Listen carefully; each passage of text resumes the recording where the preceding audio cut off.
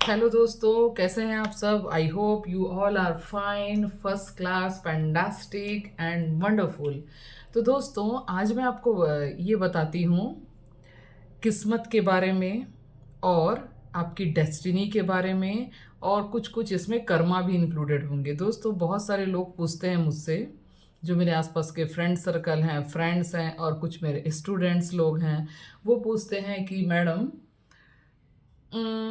कर्म बड़ा होता है या भाग्य बड़ा होता है। मैं बोलती हूँ दोनों।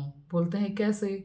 बोलते हैं अगर आप कर्म नहीं करोगे तो आपका भाग्य नहीं बनेगा, है ना। और भाग्य में ऑलरेडी जो लिखा हुआ है वो भी कर्म के रूप में आपके सामने आ रहा है। जैसे मान लीजिए, मैं आज एक फैमिली में पैदा हुई हूँ। मेरी फैमिली में बहुत सारे डॉक्टर हैं, एक वेल एजुकेटेड फैमिली है।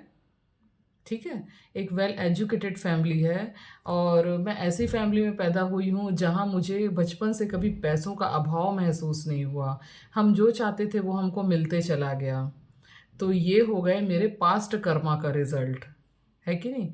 ये मेरे पास्ट कर्मा है। मैं बचपन से, मेरे अपब्रिंगिंग में मुझे अच्छे अच्छे स्कूल्स में पढ़ाया गया, उस समय के टॉप मोस्ट स्कूल्स में पढ़ाया गया। मैं जो चाहती हूँ, मैं जो, अगर मैं एक पेंसिल की डिमांड करती थी तो मुझे दो पेंसिल मिलती थी।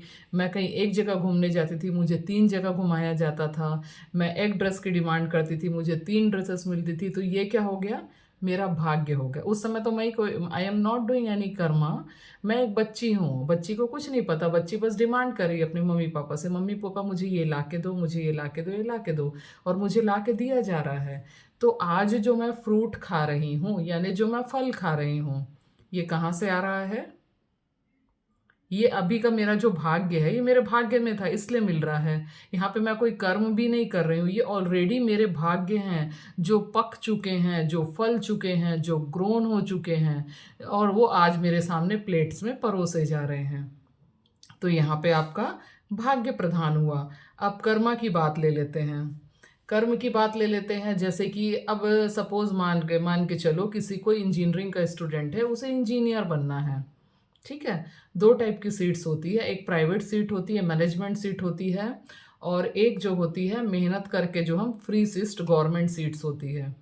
तो अगर वो लड़का सोचे कि मैं मेहनत ना करूं, अगर उसके पास इतने पैसे नहीं हैं या उसकी फैमिली के पास इतने पैसे नहीं हैं कि वो प्राइवेट सीट्स अचीव कर सके, तब तो उसे बहुत मेहनत करनी पड़ेगी, क्योंकि उसके आसपास कोई ऐसा माहौल ही नहीं है कि उसे वो चीज़ें उसको दिला सके, या उसके लिए उतने पैसों की व्यवस्था कर सके कि उसे मैनेजमेंट या प्राइवेट सीट्स चाहिए। तो उसे खूब मेहनत करनी पड़ेगी। यहाँ पे कर्म प्रधान हो जाता है। यहाँ पे उसे कर्म अपने प्रधान करने पड़ेंगे, खूब कर्म करना पड़ेगा, खूब मेहनत करनी पड़ेगी। अगर आईआईटीएन है तो आईआईटी में सिलेक्शन होने के लिए उसे 11th स्टैंडर्ड से ही मेहनत करनी पड़ेगी, 11 12। अगर मान लो 12th में भी उसका फाइनल सिलेक्शन नहीं होता है तो उसे ड्रॉप भी करना पड़ सकता है। तो यहाँ पे उसके जो हैं कर्म प्रधान हो गए। कर्म करेगा, तब वो कर्म जब पकेगा तो उसके फ्रूट के सामने भाग्य बन के फिर वो उसका जहाँ भी सिलेक्शन होगा वहाँ वो पढ़ने जाएगा। तो यहाँ पे कर्म प्रधान हो गए। और जो मैंने बताया बचपन से मुझे हर चीज़ें मिली है, वो मेरे भाग्य का रिजल्ट है। पर मेरी लाइफ में, मैं अपनी लाइफ में बता रही हूँ, मैंने कर्म बहुत किया है। उसके बाद में मेरा भाग्य भी बहुत प्रधान रहा है। मेरे पिछले कर्मास के जो भी अच्छी चीज़ें मुझे मिली है वो मैं आपको किसी और दिन सुनाऊंगी, नहीं तो फिर वीडियो बहुत लंबा हो जाएगा। क्योंकि मैं डॉक्टर बनी, उसमें मेरे भाग्य का रोल रहा है। मैंने कर्म भी बहुत किए हैं, लेकिन फिर भी मेरा भाग्य ने बहुत मेरा कई जगह पे साथ दिया है। तो दोस्तों, इसी प्रकार से कर्म भी होता है, भाग्य भी होता है, और इसी प्रकार से मैरिजेस भी होती है। मैरिजेस कैसी होती है। सपोज अगर आप किसी लड़की को पसंद कर रहे हैं, आप उससे चाहते हैं, आप उससे शादी करना चाहते हैं, कोई गर्लफ्रेंड है या आपका कोई बॉयफ्रेंड है ना। आप you want to get married to him और हर। आप उसे चाहते हैं, आप चाहते हैं कि आपकी उससे शादी हो जाए, है ना। सपोज इंटर कास्ट है, तब तो फिर और दिक्कतें हैं, क्योंकि पेरेंट्स अगर एक्सेप्ट नहीं कर रहे हैं। तो अगर आपकी उस लड़की या लड़के से शादी होना तय है और आपके अगर भाग्य में है तो ही वो होगा, चाहे आप कुछ भी कर लीजिए। और अगर आपके भाग्य में नहीं होगा तो आप कुछ ना कुछ पेरेंट्स इन्फ्लुएंस में आ जाएंगे। पेरेंट्स लोग इमोशनली आपको बोलेंगे, नहीं तुम इकलौते लड़के हो, घर के इकलौते चिराग हो, हम तुम्हारी मैरिज वहाँ नहीं कर सकते।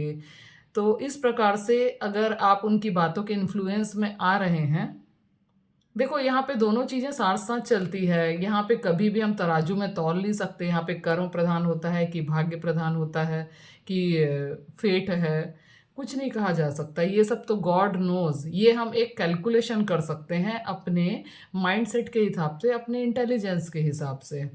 तो आपके पेरेंट्स हैं, आपको बोल रहे हैं, इमोशनली आपको इन्फ्लुएंस कर रहे हैं कि नहीं आप नहीं कर सकते, और आप उनकी बातों पे आ रहे हैं, मतलब आप अपना सही गलत समझ के डिसीजन लेंगे। जो भी है आप अपने सही के हिसाब से कर रहे हैं।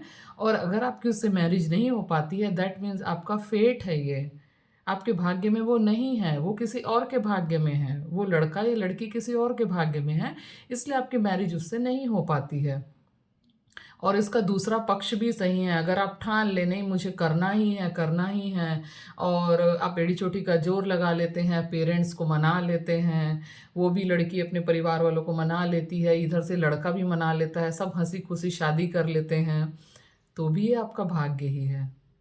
अगर आप किसी लड़का या लड़की से मिल रहे हैं, जो चाहे आप लव मैरिजेस हो या अरेंज मैरिजेस हो, किसी भी तरीके से मिल रहे हैं, तो आपका डेस्टिनी डिसाइडेड है उससे मिलना, तभी आप उससे मिल रहे हैं। नहीं तो आप देखिएगा, आप कितनी भी कोशिश कर लें किसी के पीछे जाने की, किसी को इन्फ्लुएंस करने की, अगर वो व्यक्ति आपकी किस्मत में नहीं है तो आपको नहीं मिल पाएगा, चाहे आप कुछ भी कर लीजिए। ये सभी की लाइफ में होता है, सभी को इसका एक्सपीरियंस होगा। तो दोस्तों मैं कंटिन्यू में वीडियो बनाती हूँ, otherwise it will be too long. Thank you so much.